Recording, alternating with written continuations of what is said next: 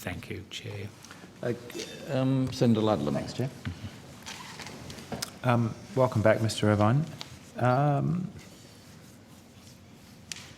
Your annual report touches on concerns that you express about a homegrown Edward Snowden, and the exact words in the annual report go along the lines of espionage activity extends to the threat of a trusted insider. What preventative measures, whether they be deterrence or threats, or you can be as general or as specific as you like, are you taking to deter what you call the threat of the trusted insider within your organisation? It's not simply within our own organisation, but a question of within the broader government. People who are employed by ASIO have to have appropriate security clearances, which are only obtained after an extremely rigorous and intrusive vetting process. That process is repeated throughout the career of an ASIO officer, and we rely on the effectiveness of that vetting process to a fair degree. Secondly, the organisation itself has a necessarily strongly developed sense of internal security. It's part of the psychology, if you like, the DNA of an ASIO officer. Thirdly, we have a whole range of security procedures and practices which must be observed within the organisation in terms of access to material that can be taken in and out of the building, and if so, how, and so on. All right. The issue then of a trusted insider is what happens, and all of our people, by definition, have to be trusted. The issue for us is, can we detect in time someone who has betrayed that trust? You'd be aware, of course, in the context of some of your counterpart agencies in the United States, that both Edward Snowden and Private First Class Chelsea Manning were also security cleared. Yes, I'm aware of that. Are the standards that you hold your employees to higher than those in some of our counterpart agencies in the United States? I can't talk for the counterpart agencies in the United States, but I am satisfied that the standards that we adhere to and other agencies within the Australian government seek to adhere to certainly do aspire to be very high. You'd be aware, no doubt,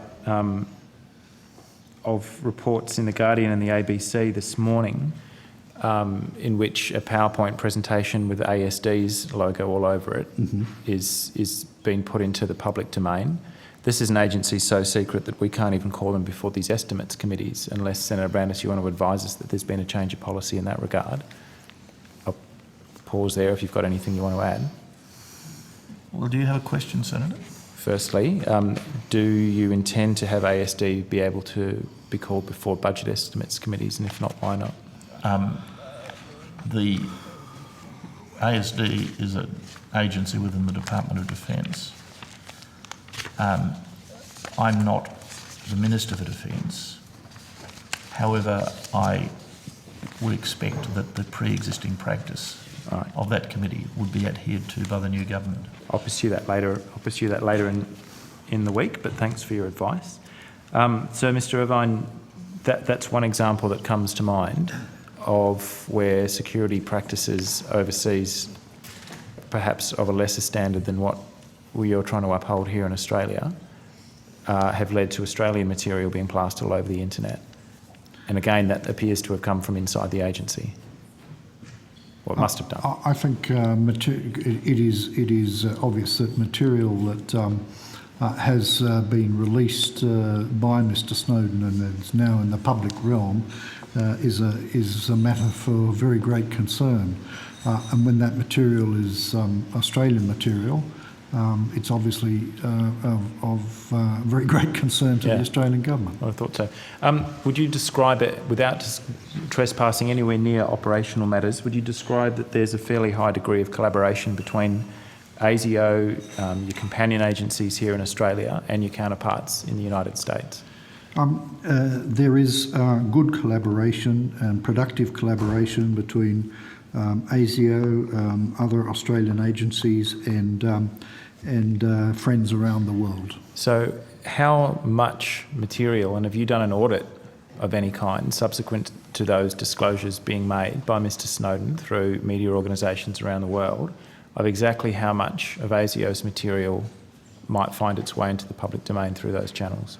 I think it stands to reason that that is something that we would do, but I'm not going to comment on the nature or scope at this stage. Okay, but you have conducted some sort of internal review or audit or something? Yes. Yeah, okay. When did that occur? Well, as soon as it became clear what sort of information was being put out into the public domain. And do you have a clear idea of exactly how much of your internal documentation, such as this PowerPoint presentation, has been shared with the United States agencies?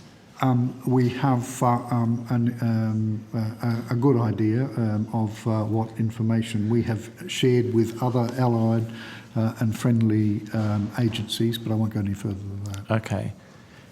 Does it disturb you somewhat that the US government was in possession of PowerPoint presentations from the ASD disclosing that's a question that has to be asked by, answered by the Department of Defence and the ASD apparatus. All right.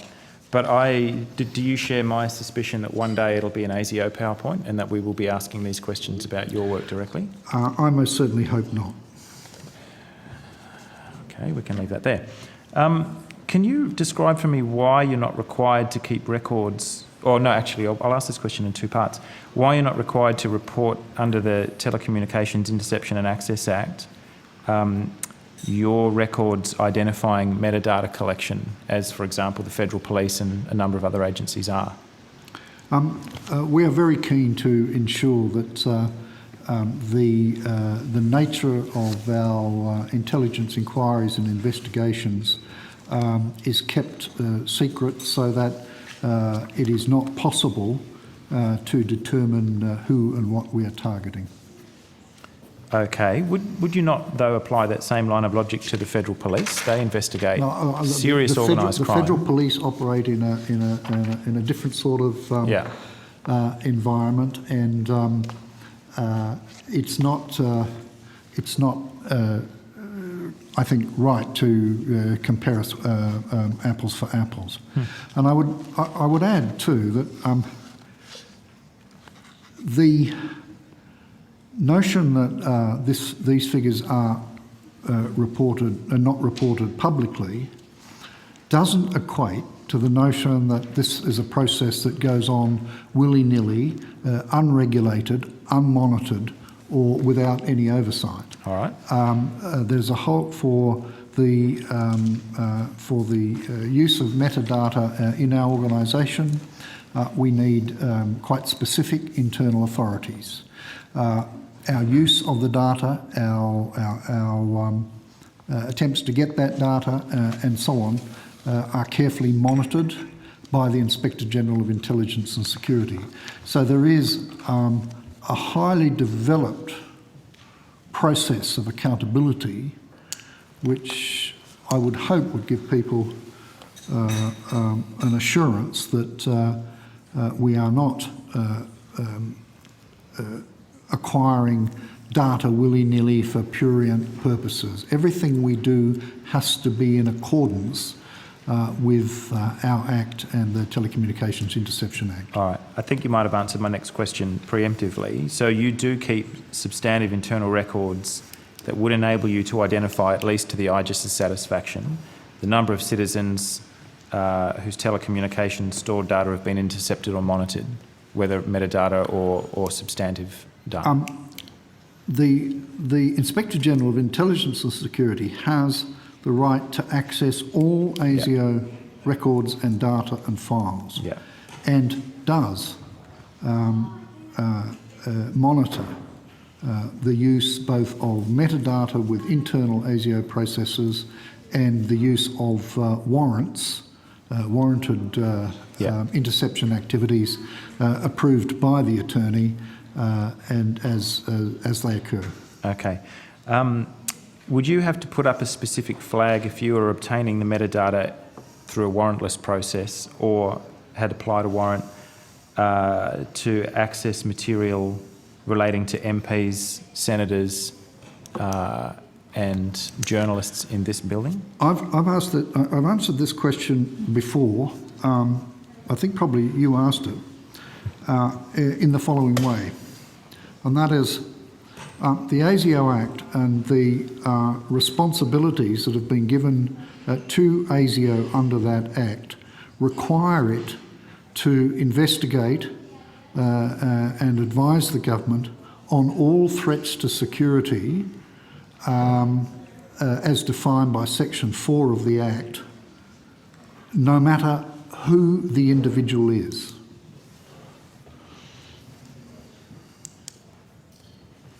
But are you called upon to notify the IGIS? And that was because we have had variants on this conversation before, probably more than once. Are you required to notify the IGIS if an Australian Member of Parliament is required to be under investigation, either through a warranted or warrantless process? I don't believe that there is a formal requirement for that, but I think my practice would be, were it to occur, that I would probably notify the IGIS. Are you implying that it hasn't occurred thus far in your role? No, I'm not implying either way. It's always worth asking. Are you currently surveilling MPs or senators? No. Sometimes you let your guard down, not often.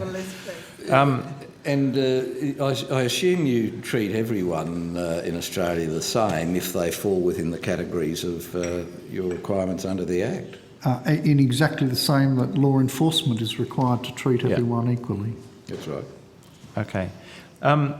Again, to traverse some ground that we've discussed before, I'm interested in, again without compromising ongoing operations, whether or not you're engaged in surveillance of people who are planning peaceful demonstrations of the G20 meeting next year in Brisbane.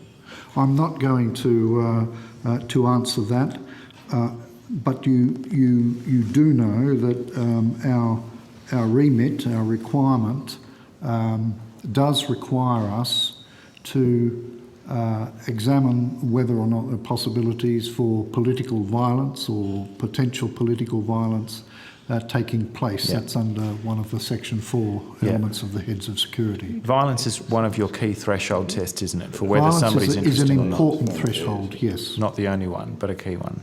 A key one. Okay. Do you agree that people's confidence in the degree to which intelligence agencies are still under control of democratic institutions around the Western world at least, would you agree that people's confidence has been shaken since the revelations about what's occurring in the United States have become widespread? I'm not sure that that's a question for this officer and his belief. Shall we see if Mr. Irvine's prepared to take the question? Senator, you're really asking for some political commentary by Mr. Irvine. He may have views about this.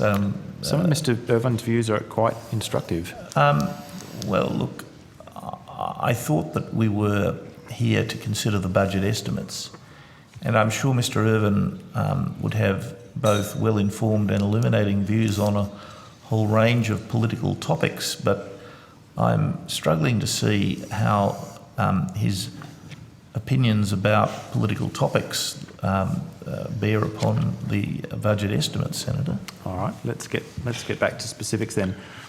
Do you have any visibility of foreign heads of state, or are you restricted entirely to domestic operations? Look, I operate under the heads of security and the ASIO Act.